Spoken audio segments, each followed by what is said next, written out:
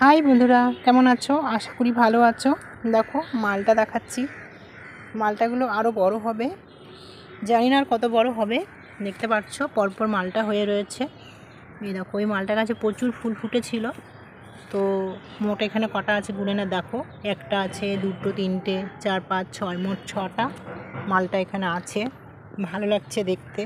কবে জানি না মালটাগুলো পাকবে, তারপরে গোপু সোনাকে দেবো, তারপরে আমার 2 ছেলে মেয়ে খাবে, সবাই খাবে। তো দেখো কী সুন্দর লাগছে মালটাগুলো দেখতে পাচ্ছ। চলো আর একটা জিনিস তোমাদেরকে দেখাচ্ছি। মালটা দেখিয়ে দিয়েছি, এবারে চলো আর একটা জিনিস দেখাচ্ছি। দেখো এই যে, দেখো এই ছোট্ট একটি আম গাছ, একদমই ছোট্ট আম গাছ। হ্যাঁ, এই আম গাছে দেখো আম হয়েছে। জানি না এই আমগুলো আদৌ হবে কি না। আমের ফুল হয়েছিল। এবার দেখো তোমাদেরকে আম দেখিয়ে দিচ্ছি। দেখেছো, ছোট ছোট আম হয়েছে।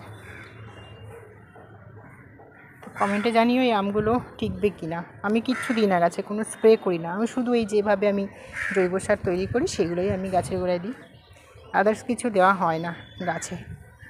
ঠিক আছে, বেশি ফল ফুল চাইও না, যেটুকু হয় সেটা পুরো অর্গানিকভাবে ন্যাচারালভাবে হোক, সেটাই আমি চাই।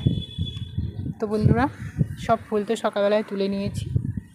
তুলে নেওয়ার পরে আজকে এখন যেহেতু এই মুহূর্তে ফুল হয়নি, আরও একটা জিনিস দেখাচ্ছি। দেখো এই যে নীলকণ্ঠ গাছ দেখতে পাচ্ছ, এখানে থোকা নীলকণ্ঠ ও সিংড়ে পাপড়ি নীলকণ্ঠ রয়েছে।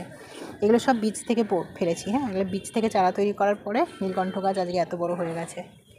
ভালো লাগছে দেখতে, তো দেখিয়ে দিলাম। তো বন্ধুরা, আজকে এইটুকুই।